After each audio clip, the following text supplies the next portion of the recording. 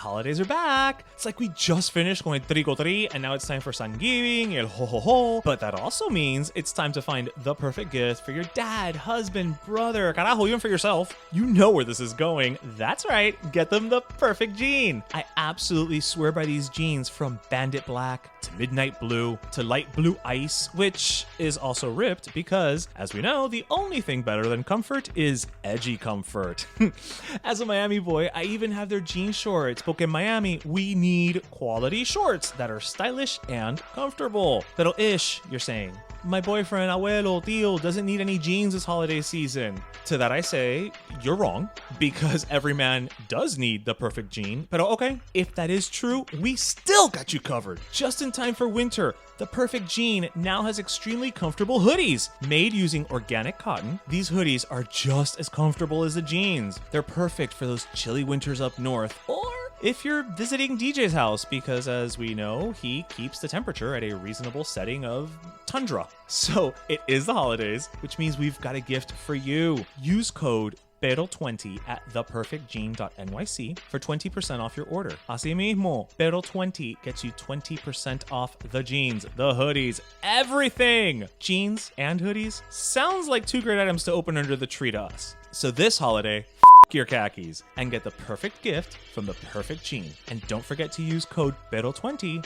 for 20% off your order.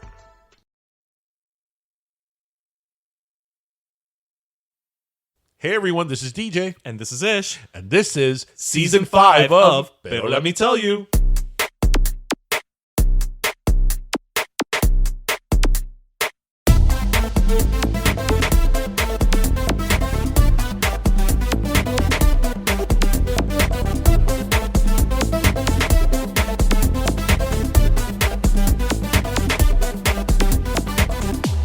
All right, mi gente. So, you know, if there's one thing we love on this show, and I've said it a gajillion times, is, you know, local kid makes good. And so because of that, we got somebody with us today who is a food influencer, a podcaster, a brand ambassador for Havana Club. According to his bio, former actor and singer, but on his podcast, he has said once an actor, always an actor. So I'm going to hold him to that. We have with us today Eddie Zamora, but you probably know him better as the Yum Yum Foodie. Thanks so much for joining us, man. Que bolón, que bola. Thank you so much for having me, man. I miss Miami in certain respects until I see things on Instagram and, you know, or until I rent a car at the airport and I go to my dad's house and, like, I'm in traffic and somebody pulls out a freaking tire iron and hits the car in front of them, and, you know. But I do miss the nuance and shows like yours and really connecting with the motherland, dude. I love my hometown and I wear it in spades, so thanks for having me. Thank you. And, you know, obviously we're not a visual podcast, but he's not just lip servicing this, kids. He's wearing a shirt of La Vaquita. So, I mean, it literally says La Vaquita. La Vaquita is OG, yeah. Dude. I wish I had a velvet cream donut shirt to really, like, bust out. I still miss them. I know, the Calle Ocho, 32nd Avenue. Like, you know what's so funny? I never like going to funeral homes, of course not. But there's, like, Rivero, whatever fucking funeral home that's ahí in Calle Ocho. And the one thing I would look forward to in a velorio was knowing that Velvet Cream Donuts was right down the street. And, you know, after I smelled the formaldehyde, I could walk over and have a Boston cream donut or whatever. Anyway. Well, you know, nothing clears the formaldehyde out of your nose like glaze. Absolutely. Absolutely. It's just, that's science. Kids really in Miami will never know. They won't, because they have no idea. They got to go all the way to, you know, Krispy Kreme now, and it's just not the same. So, you know, you're in LA now. You've been in LA for a hot minute. I mean, for a while. Yeah. How long you been there now? So I moved to Los Angeles in October of 2004. Oh shit. Okay. Wow. Yeah. No. I've been here through. I've seen Miami change tremendously in that time. Yeah. I've seen LA change tremendously in that time. It's pretty wild. I'm very fortunate that I was able to move out here and stay and sustain. I'm very blessed. that's the key, right? Because a lot of times people are like, I'm gonna go give it a shot, and sometimes things don't work out, and that's just life. Right. So as it says, it's former actor / singer. I love a slash. I love a slash in anybody's bio. Frankly, it's I love a multi hyphenate. I love a slash.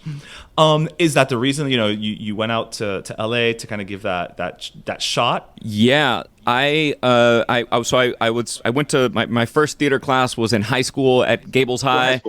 Coral Gables Senior High. Okay. Marshall Cohen, I don't even know if Mr. Cohen's still alive, but he was the drama teacher.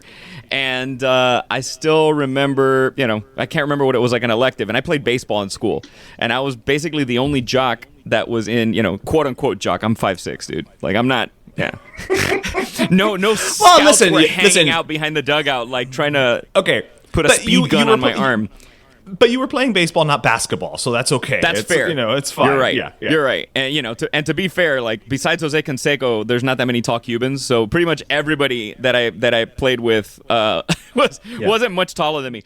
It's advertised, yeah. Yeah. So I took a theater class there, and then I've always been medio cojonudo, and I think that's from my dad's side. My mom, obviously, I'm the first generation born in the United States.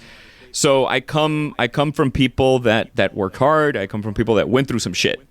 And my dad in Cuba was going to be forced to be an accountant. My dad always wanted to be a musician. When he came to the United States, the first thing he did, yeah, I know, right? No offense to our accountant listeners, but you can't pay me enough to be an accountant. No, my brother's a CPA, and I don't know how he does it, but he's made for it. Like some people just have that mind that can stick with that, Yeah. and I trust me, somebody's got to do it. So God bless him. True. But my dad wanted to be a musician. Anyway, I had very artistic and supportive parents. So I went to music school. I studied piano since I was a little kid. I went to performing arts elementary and junior high school. Okay. And it was just, I recommend that to any, I don't have any kids, but I recommend that to people is get your kids into some kind of art in some way. It's going to help That's you very lucky, later though, on your end. man. I was blessed. Because, most Latin parents, especially first generation, even if the kid is super talented, are kind of like, that's great. It's a nice hobby, but you gotta do something that's reliable, right? That's gonna bring in a paycheck every week. Yeah. I mean, everything was like, un plan B, and now to me, plan B is an abortion pill. I don't even think of it as well. I went to FIU and I studied theater, and while I was in theater at FIU, I got to do a few shows, and I was very, very fortunate. I missed that's probably what I missed the most is theater, but I come home one day. I had gone to Europe to visit a friend who was studying overseas. That's the only way I could go was because I had a friend that could stay there. I couldn't afford a hotel. I could just afford the flight and enough bullshit to buy a few beers a day kind of thing. And I get back and, I'm on this like, whenever you're young and you go on any kind of trip, you come back and you're like, you want to tell the world about it. I was in that space of like, I got to tell you about Italy. I got to tell you about Spain and this and that. And my mom hands me a cutout from, I think it was a Nuevo Herald. And it was a channel called Mundos in Miami that was holding auditions for a show called Chat, a talk show. I remember this show. Yes. So I auditioned for that show, and through a series of events, I was one of the 5 hosts of Chat for about 130-something episodes. You were? When Chat was English... Bro, I don't remember you at all. Fair. So that's fine. But I remember the show. I do remember the show. So I did. So Chat was first. The first year of Chat was in Spanish. Then after they decided to retool and make the show bilingual, and when they did that, I was one of the bilingual hosts. And the show ran all the way up till what was it called? Not Desert Storm. Operation. No sé when Operation Freedom. No sé qué cosa. Yeah, essentially we were right to go live on the air, and then quote not to quote Outkast, but Bombs Over Baghdad, and then our show did not go to air that day, and we never got to say goodbye to our audience or anything like that, and that was the end of the show Chat. Oh, shit. I picked up the pieces. My mom had cancer. My parents were like, which is the opposite of most Cuban parents. My parents were like, no, you have to go. Because at that time in Miami, I love Miami, but since I left, there's been many a TV show shot there. There's been more theater there. There's a lot more opportunities. That didn't exist really when I was there. And my parents were like, vete. Vete. Wow. We'll be here. And that's sorry for the long story, but I'm a fan of if anybody can listen and maybe overcome a little bit of doubt that they might have, I was bathed in doubt, and I was very lucky to just be a little bit dumb, and at the same time a little bit courageous. But there's a beauty to that youthful dumbness, right? Yeah. Where it's kind of like you don't know enough to be scared yet. The reality isn't hitting you the same way that it would when you're 35, 40, right? Like Absolutely. there's something to be said for your 20s. It has to be, yeah. It's definitely, youth is wasted on the young, but it really is. I'm lucky that I had that level of comediaderia to just be like, okay, that'll be fine. And in life, I'm of the mentality it always works out, because if it wasn't supposed to work out, it wouldn't. So I'm like, you're supposed to be where you're supposed to be. Yeah, and again, luckily you have a good family unit that if it didn't work out, you could go home again, right? Like it's not a situation where it was all or nothing, because there was nothing there for you to go back to. Yeah. So, it's nice knowing you have a safety net, even though nobody wants to call it that, but it's nice. Right, basically. So you're in LA, you're off chasing your dreams. You've got, a consistent resume, right? Because you were on the air for 100 plus episodes. So definitely you've demonstrated that you got the chops. Now you're in LA. Now what? Oh man. So, I don't know if I've ever talked about this, but so I saved as much money as I could in Miami. So I took a year after the show Chat ran its course, and I saved as much money as I could. I got LASIK surgery because I hated freaking wearing my contact lenses and glasses. This is like my mentality. I was like, LASIK surgery. I need to buy a car.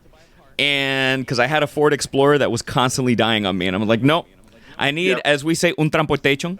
Un transportation, I need un transportation, something 4-cylinder. So I did. And I was like, I need to have enough cash for a year's worth of rent.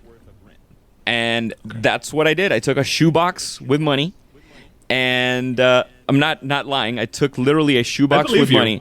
And I moved to LA. I was blessed that one of my best friends from Miami had moved out here. Mm-hmm. Okay. And one of my other best friends from Miami moved with me. So we had this small little family unit, so to speak. Yeah, support system is a support system. Yeah, and I was able to get an agent. A lot of the minutiae I didn't have to deal with because I got here with eligibility for the unions. So I paid my union dues, which so many people spend years just trying to become members of the union. I was lucky that when I was in Miami, I was able to do enough union commercials that I became eligible. And who became my agent was actually a fan of the show Chat. And he was an agent in LA. Yeah. And I know it was meant to be. And I was with one of at the time, maybe a handful of Latino agencies in LA. And I hit the ground running, not knowing what I was doing, but learning as I go, I guess. Yeah. Do we ever know what we're doing? I've been doing this podcast now for 5 years, and I still will tell people, I'm like, I don't really know what I'm doing. Like, I kind of just keep moving forward because I don't know how else, to live. It's como pa atrás ni pa coger impulso, It's like just keep plugging away. So, now we're at Yum Yum Foodie. People, I think, would probably know you best as that. How did you make that transition, right? Like, at what point did you say, this is something that maybe I've always just had a passion about, right? That I've always felt cool and that I enjoy, but let's make this a thing, quote unquote. So I mentioned that I had gone on that Europe trip before getting the job on Telemundo Mundos when NBC bought them.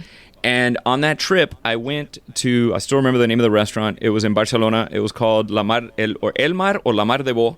And it was a seafood restaurant right in Puerto Olímpico, right on the water. And I had a parrillada with gambas and, all the good shit. And I had really good wine from Ribera del Duero. I still remember the winemaker, Valduero.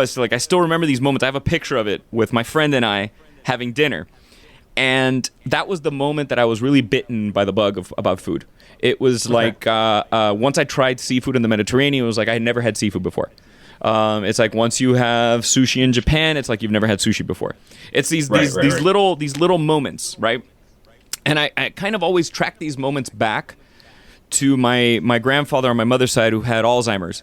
And when my grandfather was in his last part of his life, he still had the memories of his youth and his childhood.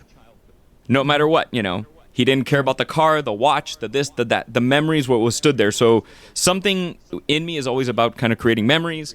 That trip to Spain in got my food bug going. Fast forward to probably around 2008, I am doing a play in LA for a company called the Bilingual Foundation of the Arts. And the cool thing that they would do is they would do a show, and they would do one show in English and the same show in Spanish, like 2 hours later. Shit. Yeah. And I was doing La Cage aux Folles, the birdcage, in Spanish. Yeah. I played the son Val, and it was super fun because I'll get to do the show in English and in puro Cuban Spanish. How many shows a week are we talking? We would do, Monday's Dark. And I think in this theater, bear with me, it's been a long time, we would probably do 2 shows a day, one English and Spanish, Wednesday through Sunday. So whatever that is, 8 to 10 shows a week. That's more than Broadway, yo. Like, I mean... Yeah. I mean, it was, dude, honestly, it's the most fun ever. No, but that's impressive. Shit. I loved it. It was super fun. And at the time, the lady who played my mother, Cuban girl from Miami, and she was like, hey, Eddie, obviously you speak Spanish. Have you ever thought about doing auto shows? I'm like, what do you mean auto shows? She's like, well, I used to work for this car manufacturer, and they hire actors who can speak publicly to go and travel as a representative for them doing auto shows. And I was like, I don't know, man. I don't know if that's something I'd be interested in. I'm like, what do they pay? Okay, yeah, I'm interested. And it's the same process as you would audition for something. I get offered the job. I take the job, and I became the friend because I was already being paid to travel all over. I was your friend that you would call, hey, Eddie, I'm in Austin. Hey, I'm here. Hey, I'm there. Because I was also the friend that liked to find the cool taco spot, the food truck, restaurant, the cool speakeasy bar. That was always my thing. I liked building the memories, right? The holes in the wall. Yeah, I loved all of it. Didn't always have to be a hole in the wall, but I loved people in the restaurant industry. I loved bartenders. I just I don't know. There's something there's a creative aspect to it that connected with me. And I still remember I was working, it sounds so fancy, but I was working in Aspen, Colorado for Lexus. It was a company that I worked for. I don't mind saying it. And I was freezing my culo off because it was the middle of winter. And I'm un cubanito from Miami wearing a North Face jacket congelándome culo. And I've told this story before, but it always makes me laugh still every time I think about it. And I'm standing on a corner like a jinetera in the middle of Aspen, and I'm basically just trying to get people to test drive a car. And if they test drive the car, they get like a gift certificate to a local restaurant. Amazing. Hello. But, these are rich people. That's a hell of a deal. I know, but these are rich people in Aspen. It's winter in Aspen. Aspen, you offer these people $100, they're like, eh. So I'm standing on a corner, and I see a dude pull up probably, I don't know, let's say 100 to 150 feet away from me in full cycling gear. It's got to be like 20 degrees, and Buddy's in like the camel toe biker shorts, the tight shirt, the casco, the whole nine, and he starts macking to these pretty blonde girls across the way. And we're like, mira, este tipo se cree Lance Armstrong aquí vacilándole a las mujeres. Turns around, it's Lance Armstrong. No. It is. This is at the... Well, that's why he thought he was Lance Armstrong. Yeah. He was, yes. So it's at the fledgling stages of Twitter. I have an account that's like at Eddie Zamora on Twitter. I'm one of those few people that has my name on Twitter as his account. And I wrote something snarky like, Lance Armstrong is working hard in Aspen or training hard in Aspen, wink, wink, right. Whatever. I put my phone away. An hour goes by. I hear a beep. My phone is drained of battery. Lance Armstrong responded to me. He had however many million followers online. And the point of the story is that is where the spark went off in my mind of the power of social media. And I was like, man, I don't know what this is, but right. I need to figure it out. Fast forward a few months, and yummy is a term that I would use for anything. If a car is nice, that car is yummy. That's just it's a Miami thing. At least for me, it was. Between my friends, I'm like, oh my god, bro, that car's yummy. And then the Yum Yum Foodie was the stupid name that I came up with because Yum Yum Foodie was already taken, so I had to put the in front of it. I'm sure Megan Stallion is like, no, Megan the Stallion. I had to put the in front of it.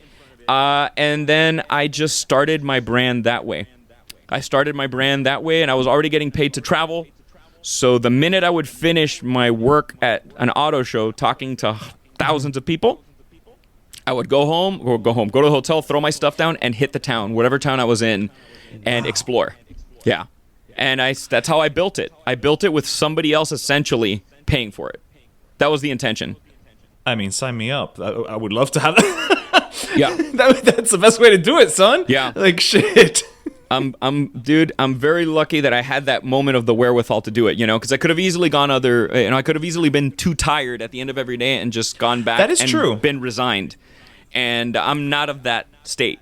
I'm not that type of person.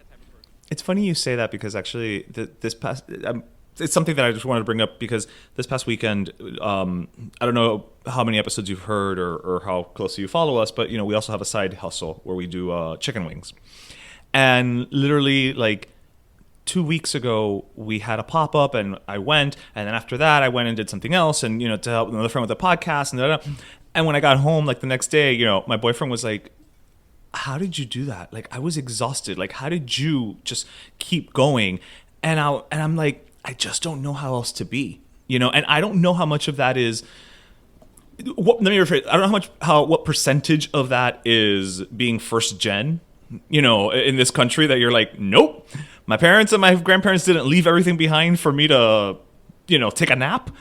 And how much of that is just que me nace. I don't know what the percentage breakout is, but I feel a little kindred spirit with you in that regard. I feel like there's a little bit of that in you as well. Do you find that to be true? Yeah, I'm honored that you say that because I don't know what stems it. I guess you have to really get to the marrow of somebody to make that distinction. But I also left home with my mother very ill, and It was really hard. So I also feel compelled to many things. I feel compelled to honor my family at all times. I am a self-proclaimed ambassador of Miami. I feel compelled to honor and represent my hometown in the best way possible. That's why I don't change my 305 phone number. Never will. Love it. All right. That's why I only root for the Heat, the Dolphins. Unfortunately, the Marlins. It's just who I am, and I can't pretend to be something else. But I feel like I have to honor all of them. There's no like I can't be the baseball player that hits the walk-off home run for the Marlins, but maybe in some way I can hit a home run in the way that I represent Cubans in LA, the way that I represent Latinos in general, because that's one thing I've learned from being out here is we might have a different accent in speaking Spanish, but man, we are all the same. And Miami was so ethnocentric to me that I didn't get that until I left, and now I just have a different perspective on it.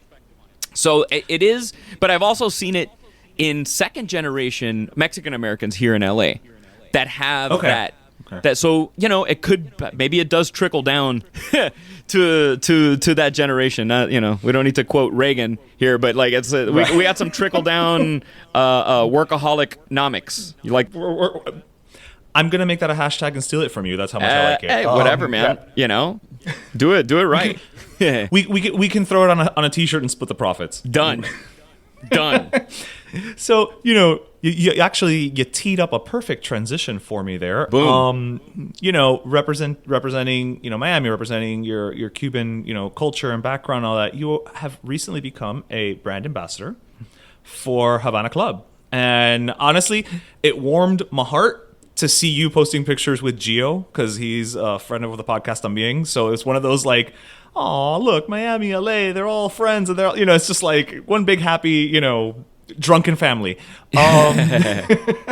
Which is what I'm sipping now. I'm sipping a little Havana Club Blanco and Clásico and some Coke Zero, y'all, because that's all I can find. Yes. I'm not gonna lie. I would rather be having it. I can see the bottle behind you. Oh yeah. Yeah, so what's on? I shoot here from the bar, the Añejo Blanco, but ¿cómo se llama? Yeah, it's funny because I've been approached to work for different brands in the past, and I always tell people the greatest freedom is the freedom of being able to say no. The freedom of not being compelled to say yes to something because you have to. You know, I understand. I can resolver. But when our mutual friend Gio told me about the opportunity to work for Havana Club, I was honored. And you know, fast forward, here I am, and I'm really excited because it's something new for me. Because I love learning. I don't care how old I get. I love learning something new every day. And now I get to learn about rum, and I get to share that with other people. And not only that, I get to share the story of rum made in exile. I get to share the story of Cuban rum. And you know, it's as sad as the story is. There's beauty in the, you know, like the phoenix rising from the ashes. This brand coming up and getting rejuvenated, and I'm like excited to be a part of it. So, yeah, no, and again, it's one of those, you know, if we don't tell our stories collectively, then who will?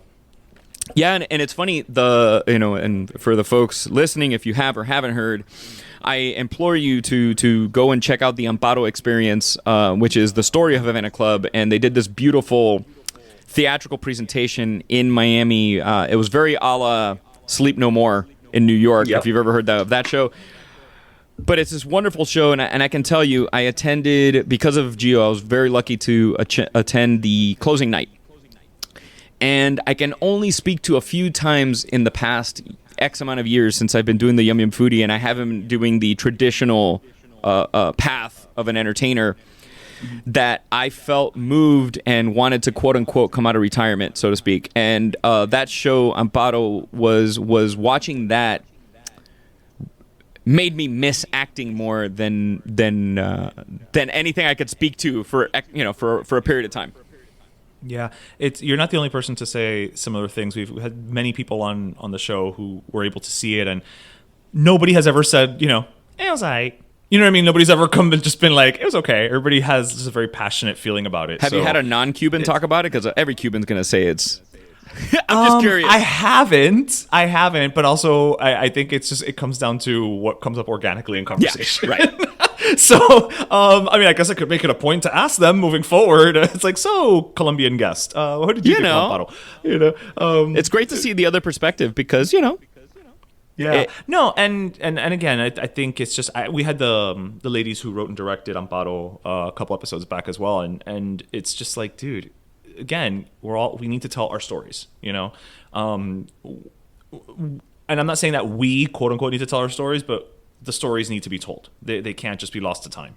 Yeah, I didn't, you know, and it's just, I could sit here and sulk about it, but when I was in the thick of it, in the acting world, and I was going on, you know, what I would consider, and most people would consider at the time, very big auditions. There weren't a plethora of, sorry, I say plethora because of Tony Plana, who was on the show recently, and all I can think of is the Three Amigos. And he has that famous scene talking about pleteras. But there wasn't a plethora of opportunities, you know? Right. And being an actor in LA, being Latino, being not gang enough, being not this enough. You don't read a street, my friend. I mean, you know, hence the acting part. You know, I can pull it off, but there wasn't a plethora of that. There weren't those opportunities there, and I still remember having my titty twisted when I read for, it was CSI Miami. And guys, I hate to bring it to you, but none of CSI Miami was shot in Miami. Except the B-roll. Credits. The B-roll, yeah. The B-roll where they enhance the water to make it look even greener and bluer. But everything was shot, for the most part, in Long Beach, California. Or Manhattan Beach. Yeah. And I remember reading for a part of a Cuban, drug dealer or whatever, I think it was.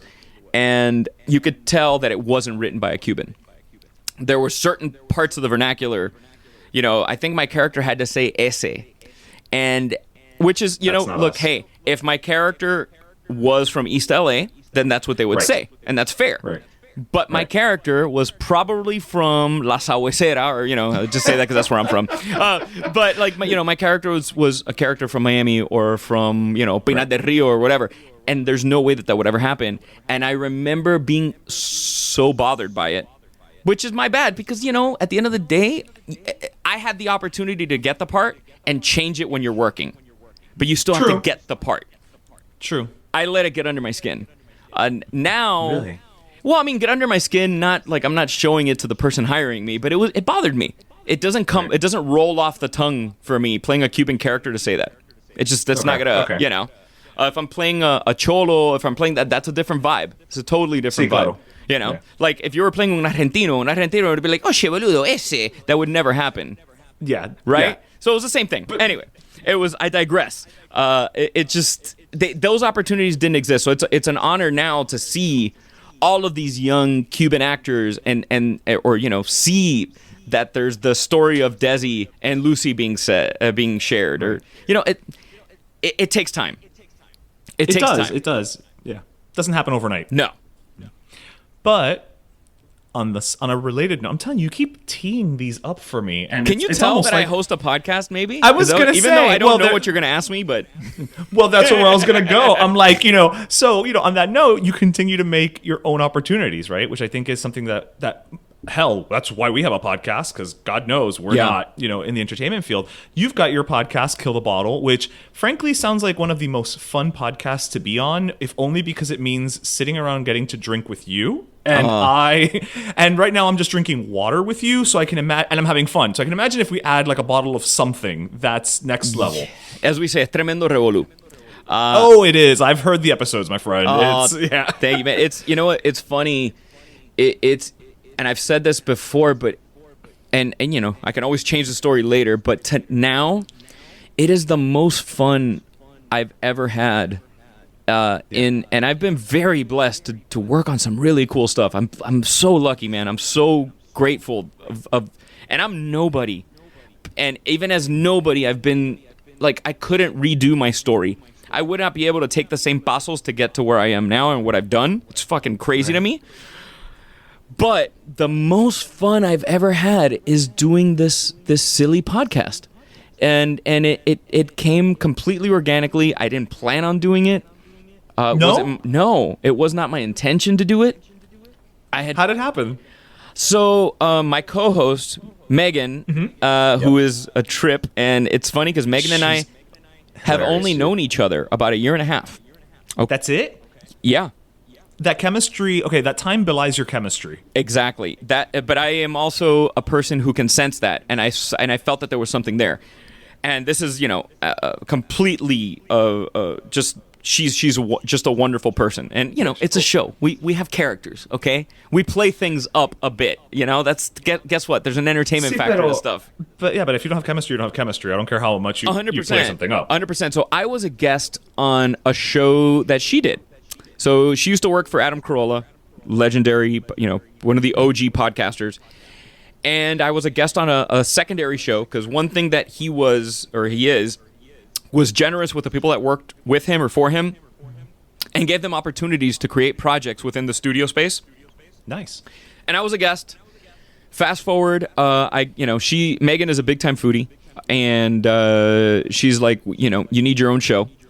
And I was like, man, I don't know what the fuck I'm doing. Like I can talk and I can create the segments and that I get, but all the behind stuff, the editing, that kind of thing, I would take 17 hours to do 30 minutes of that, where it takes me, an hour to prep for a show and do research on a guest or whatever.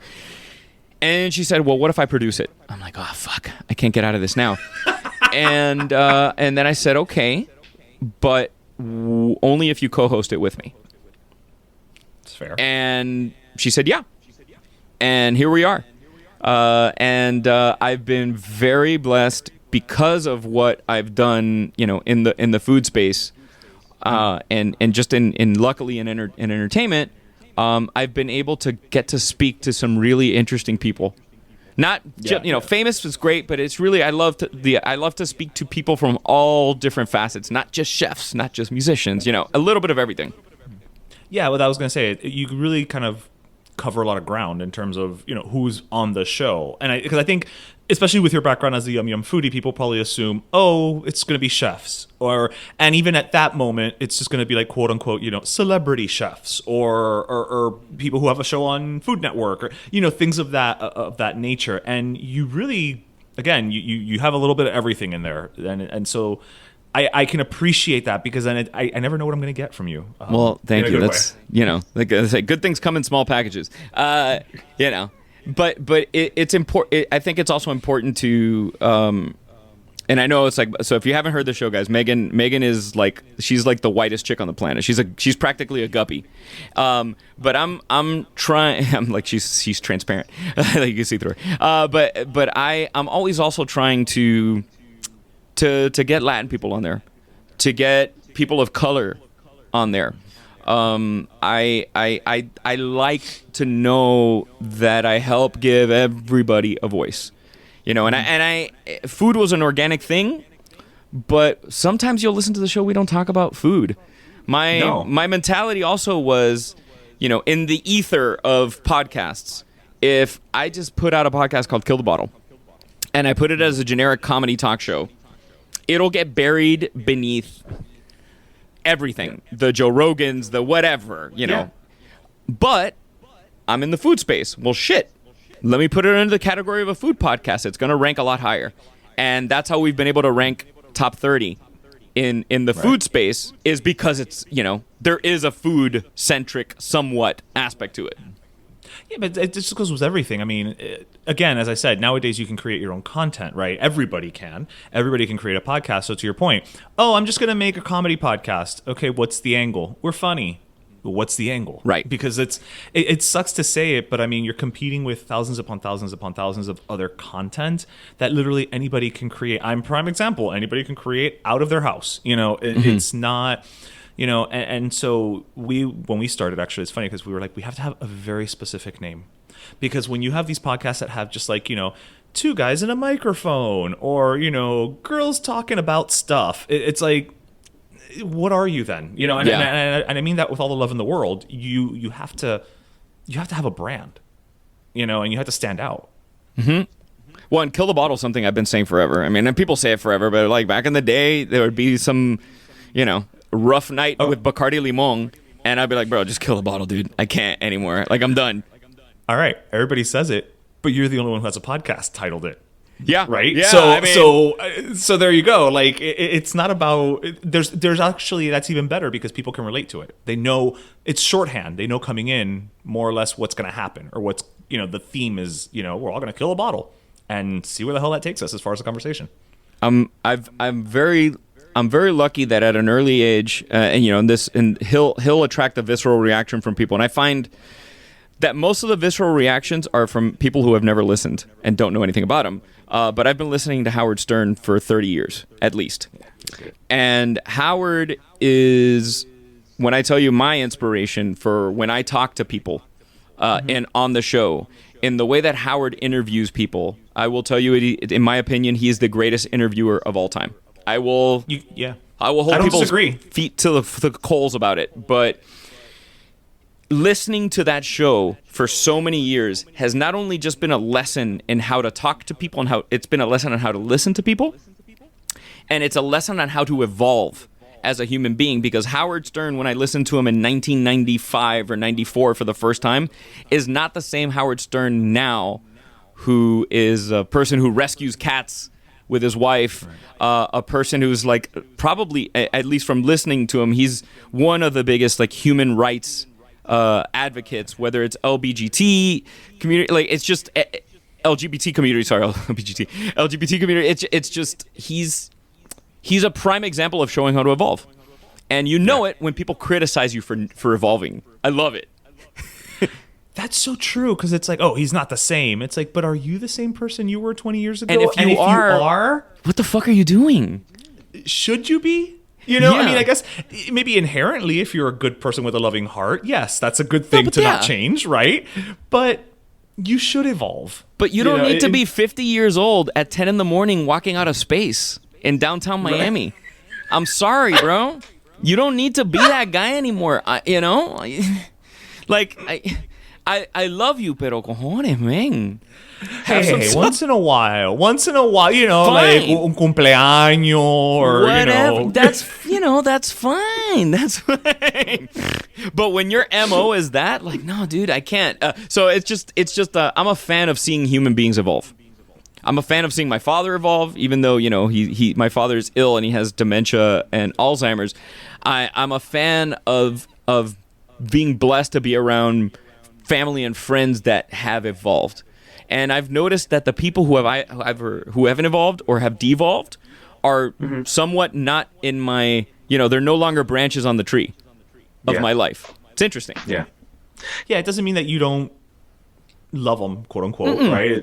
They'll always have a place in your heart, and they'll always be. But it's kind of like, you know, I tried, and we parted ways, and and that just happens. You know, it's not that you had a fight. You know, it's just people grow apart sometimes. Yeah, and I don't ever come from a place where I am better than you, or I'm not built that way. But I come from a place where, like, this doesn't work anymore. Or, you know, the older we get, the more we value our time. I still remember, you know, before the slap at the Oscars, Will Smith was at like the MTV Awards or something, and he's like, MTV stands more. He's like, I've been here for 5 hours. MTV stands for my time is very valuable, and I think that that stuck with me because it's the only thing we don't get back in life. So you know, if people don't make your life more fruitful, then. And if you don't enrich theirs, and if they don't enrich yours, then you gotta go. Yeah, it's funny you say that. I was just thinking that the other day. I'm like, the older I get, the less I got time for people's bullshit. I mean, you put it much more poetically than I just did, but it's like I'm just like, I don't have to deal with you anymore. No. I'm not 19. Yo soy un hombre de hecho y derecho. Like, I pay my bills. We're good, you know? Yeah. Like, move on. Everybody needs a, like, you know, you need an app that says deja de comer tanta mierda, that just pops up on your phone occasionally, and you just look at it and you're like, coño, estoy comiendo mierda. Let me put this down. You know? Like, you're driving and you honked at somebody for no fucking reason, and your phone is like, deja de comer tanta mierda. And you're like, oh, yeah, estoy comiendo mierda right now. That person could have a gun and shoot me for no fucking reason. Really? True. Why? That is so fucking true.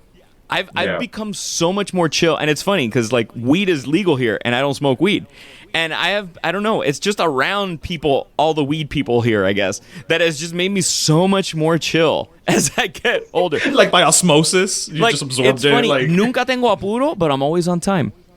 I'm the opposite of every Cuban. It's like, I feel like we should figure out what makes that happen for you, sir, and bottle it, because we could make millions here in South Florida. Yeah. No, I remember my days in the acting world there, you know, and you would go to a casting in Miami, and you'd be there for 3 fucking hours, and you'd be like, this does not need to take 3 hours. Right. You know, like this does not. No. There's no need, my friends. There's no need. I'm a forward. Sorry. Oh no! Sorry, you were gonna say something? No. You look like you were gearing up. I was getting a little misty-eyed listening to your episode with Tony Plana, because I love that man so much, and he doesn't know how much I love him. And after, you know, you and I had messaged about it on Instagram, but after hearing the episode, I'm gonna call him this week and just touch base with him again, because I haven't spoken to him in at least 10 years. Oh, wow. And he had such an impact on my life as a Cubanito, moving here to LA and then finding un Cubano that had, in my mind, made it. And he really did. Yeah, and just being so generous with his, not just his time, but his knowledge. He really cares. He's one of the good people. So I'm just thinking about that right now because I was listening to it today in the car. And I was like, oh, man, I miss me some Tony Plana, dude. He's just like, he's such a good guy. I got to say, you know, we've interviewed phenomenal people, present company included. But he No la mierda. Oh, yeah, I was raised right, okay? But he is one of the ones that from the minute we started this, I was like, I want to get him on the show. There's just, I've always grown up seeing him on screen, and he's one of those people that even before I knew who he was, right? Like whenever he'd pop up, and I was, like I told him on the episode, I'm like, I didn't know you were Cuban when I first saw you on the Golden Girls, but I was like, but this guy seems familiar. There's something about the way he's doing the delivery that I'm like, I quote unquote know this guy. He's un primo, un tío. I don't know. I don't know this guy from Adam. But and honestly, he was everything I could have wanted and more for an interview. And like, if I had just let him go on for 3 hours, we would have had a 3-hour interview because he was so giving of his time. I still remember, so my mom had just passed, and it would have been, so my mom died in December of 2006. I spent, I was, again, I'm so lucky, man. I was lucky to spend a month back in Miami. That whole December of 2006, I was able to spend with my mom. I was able to care for her as much as I possibly could to give my dad a break. And I was able to be with her, in her last breath. And I get back to LA, and it's so funny, but I don't, actually, I think I did, I can't remember which came first, but I think I did a play. I know I did a play. I just don't remember which one came first. I did a play called Havana Bourgeois, and it was written by a guy named Carlos La Cámara, a Cuban playwright. Yes, he's done. He was in Hamilton, no? No, that's Alexander. That's Alex. Never mind. Carlos La Cámara. He's written a bunch of stuff. But anyway, he wrote this about the story of his father's life. His dad worked at an ad agency in Cuba, and it portrays what happened at the ad agency when when the communist government took over, and how the ad agency shifted. And his fleeing of the country, and it's a really well written show, but based on some truth. And Tony played the lead, and I was an understudy for one of the other characters on the show. So I maybe did the show a handful of times. And Tony, being as generous as he was, told me, he goes, "Hey, I have this company, this theater company called East LA Classic Theater. It's a nonprofit. We do Shakespeare plays, but adapted to Latino stories." And we do them for schools. We do them for bigger audiences. It was kind of incredible. So I fast forward, audition for Tony. He gives me a job as playing Claudio on Much Ado About Nothing, and one of my favorite Shakespeare plays. And the man changed my life. When I was at one of the darkest, points, because losing a parent, even if you're not close to your parents, can be detrimental to anybody, to the strongest, to the Rock of Gibraltar. Losing a parent could tear that rock down. And Tony, he was just, there's something about him that he hugs you with his words. And sitting in his office, he hugged me with his words, gave me a job. And I still remember he had an office in downtown LA, and it was so cool because it felt like Miami, because you would go to his office, and every office on that floor of that building was all Cubanos. It was the craziest thing in the world to me. So I remember being at his office, and it was like a las 2:00 a las 3:00, and he goes, "Oye, hora café." He goes, "Watch." He sticks his head out into the hallway, and all the Cubans start coming out to the main little cafetera area, and they're all making café and hablando mierda. And it made me feel so at home. And it made me feel like, even though I'm so many miles away from home, I can make a home here, and everything is going to be okay. And it did. So, it's he doesn't know this, and I can't wait to talk to him and tell him this in person, or over the phone, because he lives in New York now. But I can't wait to tell him this, because if I was him, I'd want to know. Anyway. Oh, that's a beautiful story, bro. You make me cry my own damn show. Dude, I'm again, man. I have to pinch myself. I am the luckiest guy in the world, bro. I'm sure luck has a part to play in it, but don't sell yourself short. I mean, the hard work is. I'm 5'6", dude. I can only sell myself short. Sorry, no, that's bro. what other people do. I fit comfortably in the Spirit Airlines seats. I swear to God, they were going to say in the Spirit overhead compartment. All right, sorry, man. I interrupted. You know what's so funny? I have to stop because I'm so self-deprecating, and it's I'm the hard same for way me to take a compliment. So sorry. No. I'm the same way, bro. But it's one of those where it's like, I believe in luck, right? I do believe that there's a right place, right time equation, whatever that winds up being. But, it's one of those things where it's like, what is it? The harder you work, the luckier you get. Very few people stumble into success for the long term. You know, you may stumble into something and be, you know, you get your 15 minutes or whatever it is, right? But to be consistently able to do what you love and enjoy and make a living at it, you know what I mean? Because you have a very nice bar behind you, so I'm assuming you're able to make a living at what you enjoy doing. I can also bid, as we say. I can also bid. You know, that doesn't come from just luck. You know, that comes from work ethic. You know, it's like I don't have a lot of regrets in life. You know, my parents being who they were. My dad, you know, came out in the Miami Herald when he graduated from FIU because it took him like 20-something years to graduate because he was a musician. He was doing this, and this. He was with a family. My mother, who was so smart, never got to finish college. She went right into the workforce. You know, thankfully that she was able to master the English language and work in English for a company, for General Motors. My mom worked for GM for years. Oh, wow. And, you know, I never, you know, like I always say, school is not for everybody.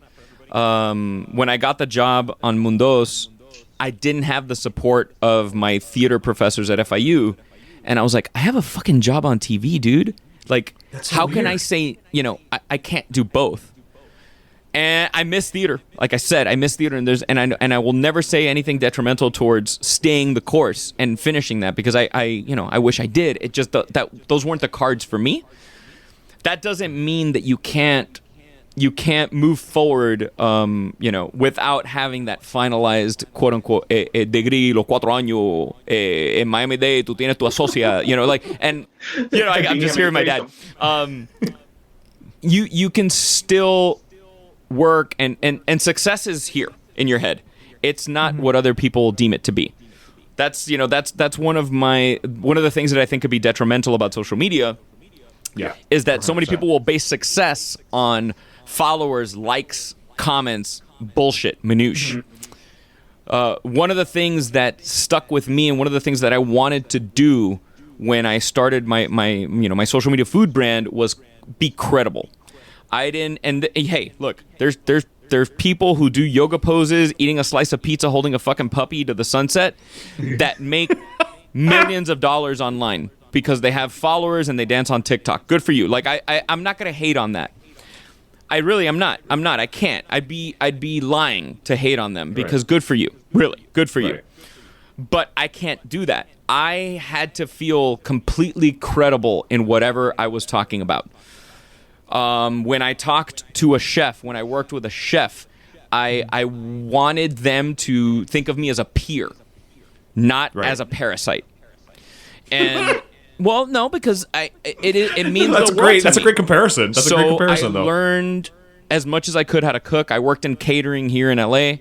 In Miami before, one of my first jobs was at Paulo Luigi's restaurant in Coconut Grove under Club 609. In the good old days. I used to sneak into Club 609 underage. But those were the days, and I have so much respect for chefs. That's why whenever I learned how to cook something, whenever I make a cocktail, whenever I try to pay homage and then still be credible and learn about it.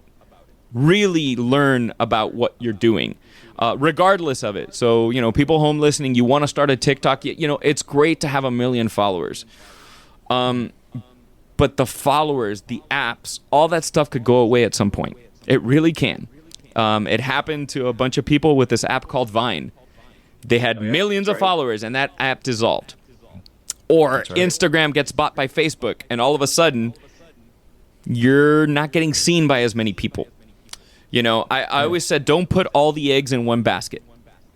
And I encourage people constantly, build your credibility. Because there's nothing worse than, let's say, doing what I do and walking into a restaurant and people thinking you're a tool. Facetiously, literally, like it's just where you come from a place of love and come from a place of credibility and come from a place of learning. People are always going to respect you, and you're going to work more, and you're going to feel more within that work. Sorry, I had to get preachy for a second, man, but it's something I'm super passionate about. No, but I mean, it's not preachy. It's you're speaking truth, right? Like, look, maybe again, I'll say it again.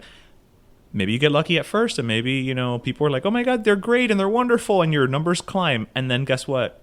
All of a sudden, people realize that that's all they got to offer. You know, like not to be a hater or whatever, but it's like anybody can have a pretty face. Absolutely. Right? Yeah. It's like, okay, now what? Yes, you've got a gajillion followers on Instagram because you're hot.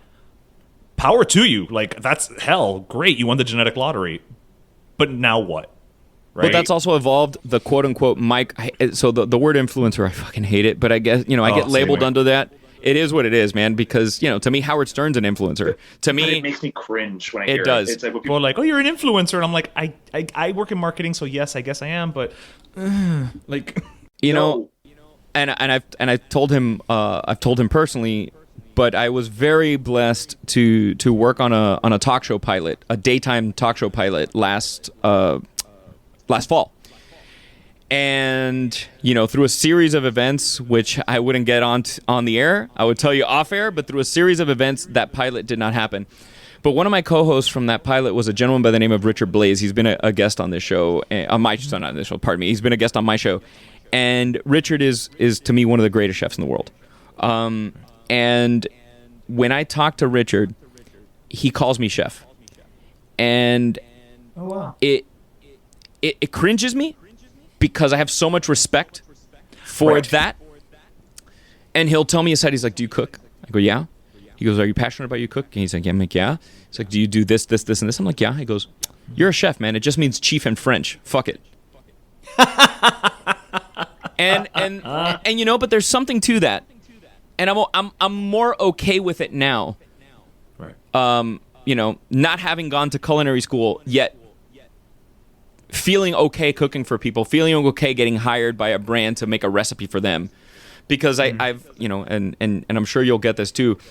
You can be the best at something, or you can be great at something, but not know how to explain it.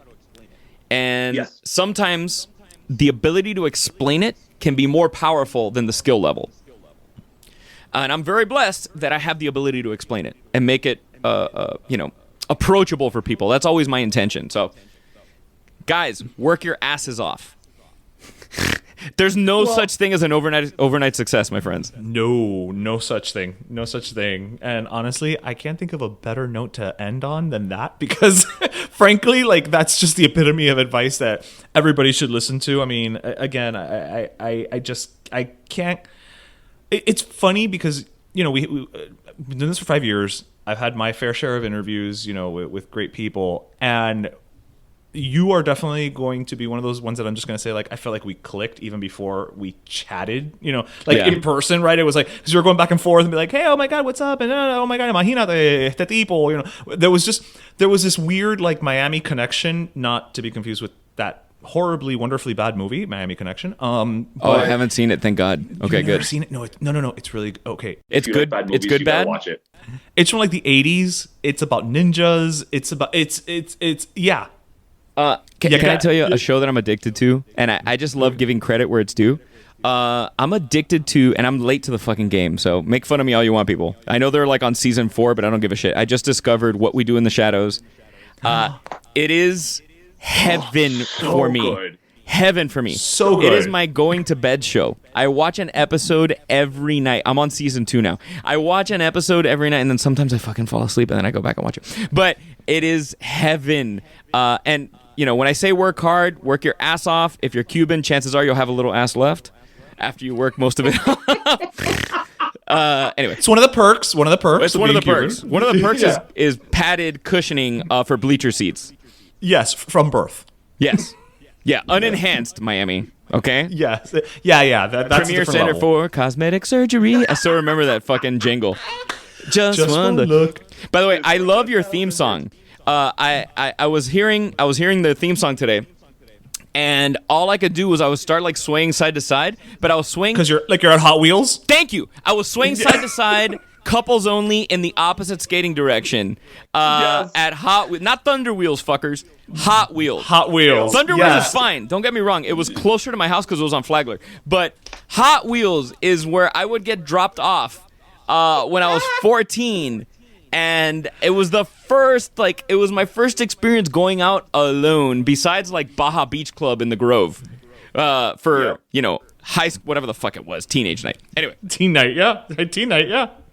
It's funny you say that because, so our theme is by Michael Lomlaplex. He created it. And one of the first things I said when we were working on it, I was like, it's got to have, like, a freestyle feel. Like, it's got to be freestyle. That's just the vibe that I mean, we're probably of a certain age, similar. I don't and give a shit talking about my age, man. It's all good. Gable's class of 97, my friend. It's all good. Okay, so then you know what? We are the same age. Oh. Because we're class of 97 too. Yeah. What school? And Southwest. Oh, right on. Yeah. Yeah. We were football rivals because we both had the worst teams in football. Yeah. Yeah. I can still claim to fame as we had a riot in my school. What? A full-on fucking riot. Yeah, and When? the best part is I wasn't there that day. Honestly, I don't remember. I probably had like cagalera or something, and I didn't go that day. You know, quién sabe lo que comí, que me cayó mal, and I didn't go to school. This was before you became the Yum Yum Foodie with your discerning palate. So no, dude. In March I had major cagalera with a bad oyster, and I lost 5 pounds. Shit. Literally. Okay, that's Yes. well, yes. There's that. Yeah. In March, and I'll still. But this is how much of a fucking diehard I am. The minute I got better, I'm like oysters again. That's me, and I will say, and there's a national chain of pancake restaurants. Every time I go and I eat the chocolate chip pancakes, I can't even leave the restaurant before I have to run to the bathroom. So you don't hop. You know what? You don't hop. You run out. Got it. There, exactly. Yeah. You know what though? I still have them every damn time. Yeah, I don't care. I know what's gonna happen. I know exactly what's gonna happen. I don't care. Oh no, don't care. I think It's you worth it. almost have to be a bit of a masochist. Well, you know, unless like you're okay. There's places in Miami like Ariete, which is one of my favorite restaurants. Michael Beltran, a friend of mine. Like I love his food. He's one of the people that I'm like, I fucking like fist bump into the air because he represents Miami to me. He epitomizes, sure. you know, my generation of Miami in the food space. But you have to be a bit of a fucking masochist to go out. First of all, you're gonna get beaten to death by the server. Chances are, if you go to Latin America, they're gonna make fun of you for some reason, and they're gonna make fun of you to your face. And then, you know, if you go to La Because they Ventanita, were raised right. yeah, if you go to La Ventanita, they're gonna make fun of you for whatever. And then eventually, I don't know if every place is up to health codes. Let's just be real. You know what? Hay cosas que no se pregunta. Eddie, you know, It's what is it? It's better not to know certain things, and that's one of them. You know, I don't need to know. I don't need to know what the grade letter is. The letter grade is. No, thank you. I'm good. Agreed. I'm good. ¿Para qué? To get disappointed? No. I don't need to live with that shit. Mira, lo que no te mata makes you stronger. Exactly. Or te engorda, as evidenced by me. It's true. Pero oye, man, seriously. Also, more reasons to freaking love you is that we were closing out and like 2 good Cubans. We kept it going for the Cuban goodbye. Oh yeah, we're in my it's so driveway fast. right now. We said goodbye in the backyard. We're in the driveway. The kids are in the car fucking hating us because we're still talking. So Yep. But nowadays the kids have all their own devices, so they're fine. They're entertained as opposed to Yeah, we didn't have when that were shit. kids. Yeah, No. we didn't have that shit. none of that. Pero, oh man, I honestly could, like, I try to keep, I always tell people it's like, oh, you know, 20 minutes is all I need, and I've never done a 20-minute interview in my life to this day. Dude, I could keep going. I could stop now. For real. I'm having so much fun reminiscing. I am having a freaking blast with you, and the only reason I'm cutting it short, honestly, is because I actually have to get to the gym. Se está cagando. Se está cagando. He's lying. Se está bro. cagando. Por favor. Mentiroso. No. Anybody who follows my personal account knows that I am shirtless way too often to not go to the gym. That's just... That's fair. Bro, oh yeah, if you can rock it, rock it. No, I can't rock it, but that doesn't stop me from doing it. Oh, even better, dude. Yeah. Bravo. I don't care. As we say, Again. it is tremendo pingu. Again, a esta edad, you know what? If you don't pay my bills, I don't give a shit what you comment, you know, what your Bro. opinion is. Virtual hug, my friend. Yeah. Virtual hug. For sure. Pero, oye, dude, like, seriously, I have had so much fun talking with you. First of many, I hope. Absolutely, man. be Anytime, for real. Like no bullshit aside. Like, oye, Familia, when I was in Miami, I know que tú vienes a Miami, estás complicado. You know, obviously you got family, el tiempo contado, pero dude, seriously, like if you want to just meet at freaking Versailles for a café, like name the time. They're open till 2 a.m. I live 2 blocks down. I don't care. They like, used to be open 24 hours, no? Or La Carreta was the one that was open 24 hours. Well, no, they used to be open, but you know, with COVID, everything, like everybody started bringing their hours back, and I think they realized a las 4 de la mañana y no hay nadie. So, you know. Or the people that are there a las 4 de la mañana. You know what? We can do without your 99-cent cafecito. We're good. It's true. Ooh, or you know, we can go to La Palma. I was about to say La Palma. Churros y chocolate. But the thing is, it's going to be hot as fuck, dude. That was my spot at, Gables High School. When you would go to that party of the rich kid from Key Biscayne, you would go back and finish off at La Palma. That was like they had these weird giant empanadas with like a little circle of guayaba y queso in the middle. You would eat all this fucking dough. It was like an elephant ear. It was like, dude, what is this? But it was delicious. Anyway, sorry, I keep going. No. I will say that now that we're on the subject of La Palma, it wasn't until like maybe 2 years ago when Martha Darby was actually here visiting from LA, and we took her there that both myself and Darian realized it's La Palma and not Las Palmas. We had always thought it was multiple palms. Like literally maybe 2-3 years ago. That's pretty funny. We literally nos caímos de La Palma that it was called La Palma. So, and to that story, I can't recall at what age I figured out. So I wouldn't eat honey as a kid. But I can't remember at what age I figured out that miel de abeja is not mierda de abeja. I feel like I had that same situation growing up. So I didn't eat honey because I thought it was shit. And another one, because I just remembered now, I thought Miami Hialeah was Miami Jail when I was a little kid because I thought it said jail because I wasn't paying attention. That big building you would see off the expressway. I was like, is that the jail? Yes, it's a jail with canastas. That's all they do. Hashtag I didn't graduate from college. Sorry.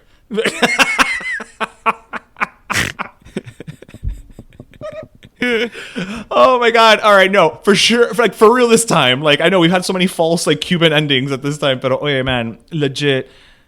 Guys, follow Yum Yum Foodie. He is just, again, I just really met you right now, but I feel like you're a what you see is what you get kind of guy. Bro, that's the only way I know how to roll. Yeah. And that's why we like you, man. Thank you. So thank I you appreciate so much for swinging by. And the first of many, to be quite honest with you. Even if you don't got anything to talk about, and you just feel like, hey, I want to be on the show, just reach out. I'll have you on the show. Like, fuck it, we'll figure it out. All right.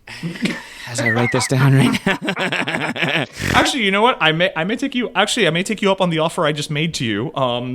If I need a guest host, I may hit you up anytime, man. For real. Right. For real. Like no bullshit. I people say I say it all the fucking time, but I'm like, for real, no bullshit. I'll make it work. No. The way you're looking in my eyes right now, like I know you're not bullshitting. Like you're saying it like de corazón. Yeah. So, again, freaking like un abrazo. Like I can't get enough of you. Like legit. I feel like we have an actual friend. You do, man. You do, man. I appreciate you. For the folks at home, and I thank you for listening. And I hate to say it, but I have to because it's something I say on my show, but I have to say it. The only thing we don't get back in life is time, and I'm honored and grateful and thankful that you gave some of your precious time, and the people that listen to the episode, thank you for taking some of your precious time to listen. For real. Yeah, well, talk to you later. And you know what? Next time, we'll kill a bottle. Dale. Pero Let Me Tell You is co-hosted by Darian Borges and Ismaeliano, produced by Ismaeliano, and our theme, Pero Let Me Tell You Freestyle, is composed by Michael Angelo Lamleplex, the official gay guy. And don't forget to subscribe and leave us a review on iTunes.